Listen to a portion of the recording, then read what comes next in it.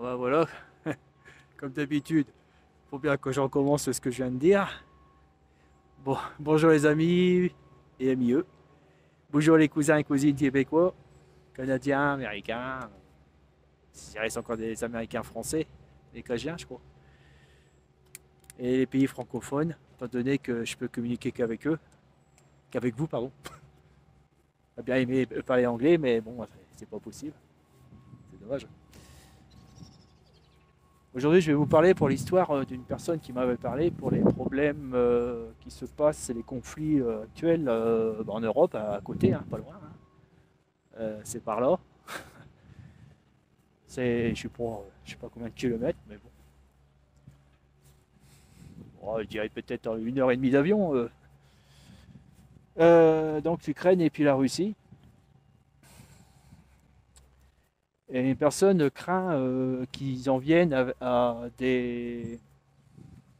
un conflit nucléaire. Étant donné que je suis convaincu et j'ai déjà dit qu'ils sont là, qu'ils nous étudient, nous surveillent, en quelque sorte. Et je ne crois pas du tout qu'ils vont laisser faire la chose. Alors bon, ça, il y aura des morts par arme, puis bon, peut-être qu'ils laisseront partir une fusée ou deux nucléaires, je suis pas tellement sûr. En tout cas, pas la panoplie, la catastrophe totale, l'apocalypse nucléaire, je veux dire, ça tire dans tous les coins, quoi, mais par missile nucléaire. Alors donc, non, non, ils vont intervenir, ça j'en suis sûr. Alors pourquoi j'en suis sûr? Parce qu'il y a eu un problème il y a très longtemps. Je ne sais pas si vous connaissez les missiles nucléaires américains et Minuteman.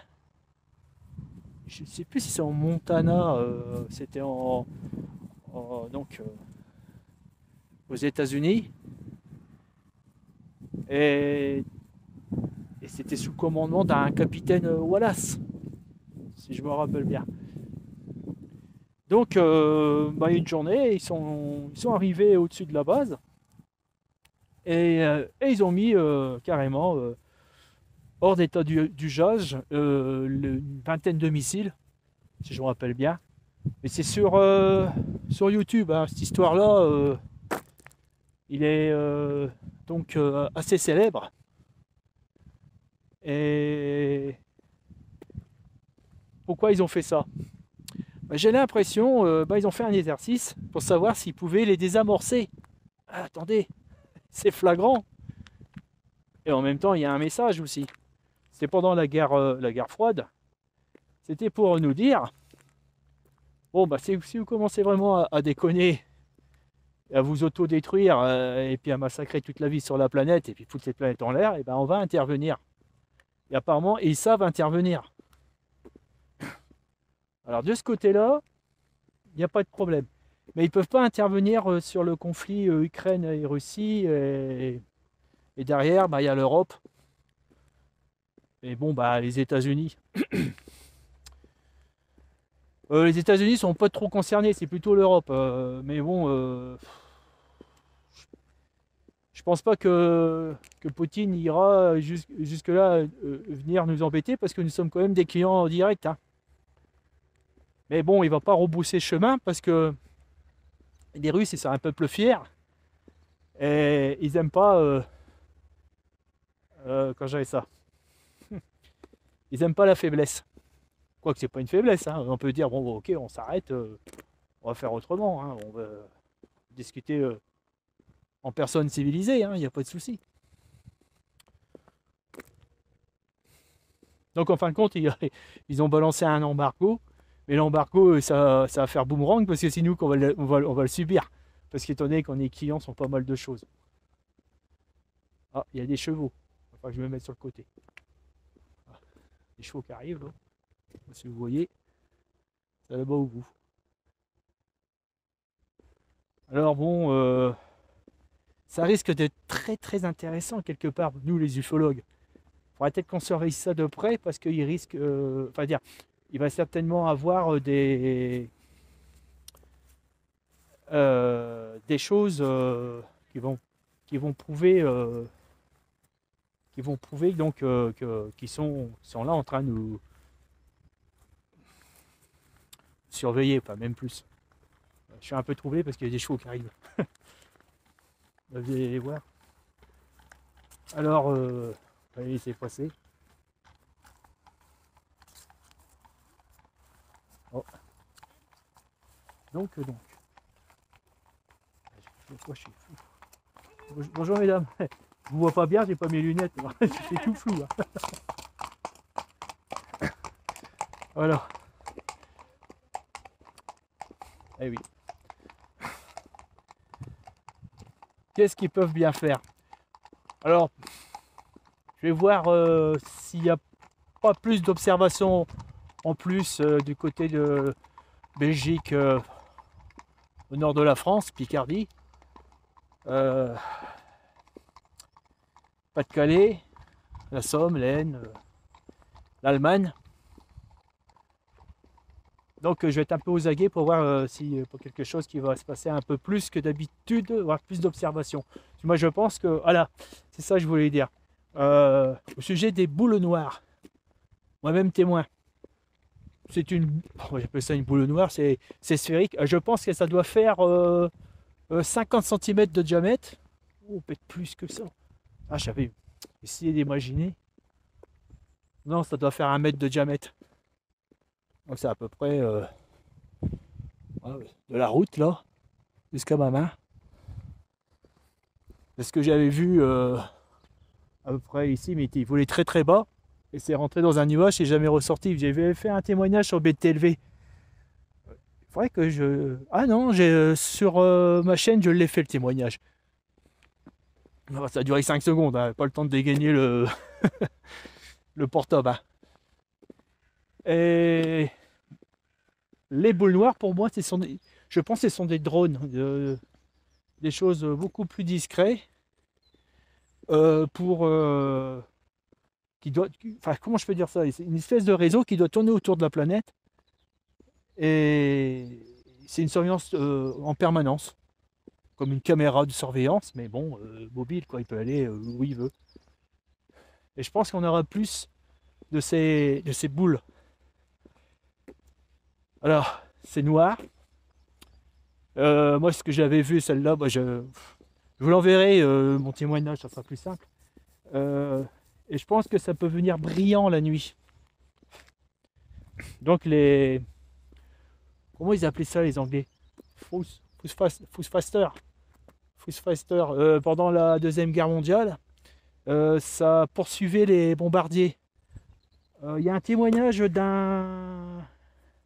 d'un pilote de bombardier anglais sur YouTube aussi. Si j'arrive à le trouver, je vous l'enverrai aussi. Donc ça s'est passé au-dessus de nous, exactement ici en Picardie. Ça va être... alors l'Allemagne, elle est à l'est. Le nord, c'est là. L'Allemagne, c'était par là, c'était à l'est. Les bombardiers anglais passaient au-dessus de nous. C'est ma mère, par le témoignage de ma mère, parce qu'elle était petite, elle devait avoir 16 ans pendant la guerre. Elle les entendait la nuit qui passaient. Et donc, ces boules lumineuses qui les poursuivaient, ça devait être entre l'Oise et la Somme. Non, entre l'Oise et l'Aisne. L'Aisne, parce que l'Aisne, il y a l'Aisne, vous avez la partie Belgique, la partie c'est l'Alsace, et puis il y a la frontière allemande un peu plus loin. Voilà. Et donc, ça apparaissait ici, et ça suivait les bombardiers comme ça. Voilà. Alors pourquoi ça a apparu là? Et oui, je pense que ces boules, ils sont donc, ils peuvent venir facilement invisibles. De temps en temps, ils sont visibles. Donc, je vous ai déjà expliqué comment ils peuvent être invisibles. Actuellement, peut-être, il y a une des boules qui me suivent. Étant donné que j'ai tellement fait de bêtises avec eux, voilà, je vous expliquerai. Il faudrait que je fasse une vidéo sur contact. J'ai essayé de prendre contact avec eux. J'ai essayé plein de choses. Il faudrait que je fasse une vidéo sur contact. sera plus simple. Voilà. Donc qu'est-ce que j'ai encore à dire là-dessus? Bah, il faudrait qu'on soit tous à surveiller sur YouTube pour voir s'il n'y a pas des choses qui se passent en Ukraine en ce moment. Donc, les boules noires qui peuvent apparaître, les cylindres, oh, ceux-là ils sont gros. Hein. Et l'autre que j'ai vu au-dessus de Giromont, il était balèze. Hein. Oh là là, je me rappellerai toujours. C'est juste après une tempête. Il y a un témoignage là-dessus, j'ai dû faire un témoignage sur ma chaîne. C'est un matin, mon fils il était là, et j'ai vu le truc, il était tellement énorme qu'il écartait les nuages. Dans son passage, il faisait un chemin dans les nuages. Et je pensais que c'était, le matin, il y a le lever du soleil, à peine levé du soleil, donc les nuages ça fait gris, sombre, voire noir. Mais celui-là, que je pensais au début que c'était un nuage, mais il avait une belle forme géométrique. Et je voyais qu'il écartait les nuages. Alors si je me rappelle, ah oui, c'est ça. Il avançait pas à la même vitesse, il était plutôt en ralenti. Et après, il a accéléré doucement. Et là, il a pris une vitesse supérieure par rapport aux nuages qui passaient. Alors, imaginez qu'après une tempête, bon, dans le ciel, vous avez beaucoup de nuages qui passent très vite. Vous voyez? Mais il n'y a pas beaucoup de vent, donc à la surface, à ce niveau-là, quoi, dans les champs, il n'y avait pas beaucoup de vent. Mais c'est au-dessus, vous voyez, les nuages qui passaient assez vite. Et donc, moi, j'avais plutôt l'impression que c'était plutôt une forme de soucoupe, mais gonflée. Vous voyez? Pas des bords pointus, il était gonflé, arrondi et gonflé. Bah, ça ressemblait, on peut dire que ça peut... Un zeppelin, non, je crois pas, ça ressemblait, j'ai déjà vu des zeppelins, mais pas, non, ça n'avait pas la forme d'un zeppelin. Mais voilà, c'est passé au-dessus de Giromont. Donc c'est assez gros quand même. Je ne sais pas s'ils vont passer au-dessus d'une zone de guerre. J'ai été à leur place et j'enverrai plutôt les petites sphères d'un mètre de diamètre, c'est plus discret. Ouais.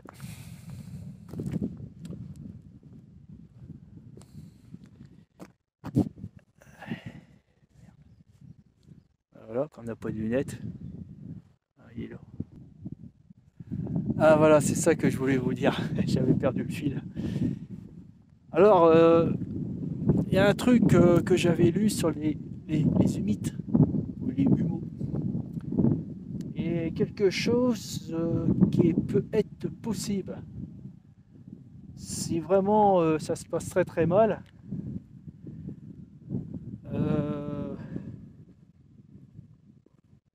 l'irréparable peut arriver, c'est qu'ils pourront donc il est possible qu'ils prennent en quelque sorte, qu'ils viennent à un tuteur de la planète. J'ai lu sur les écrits sur les humeaux.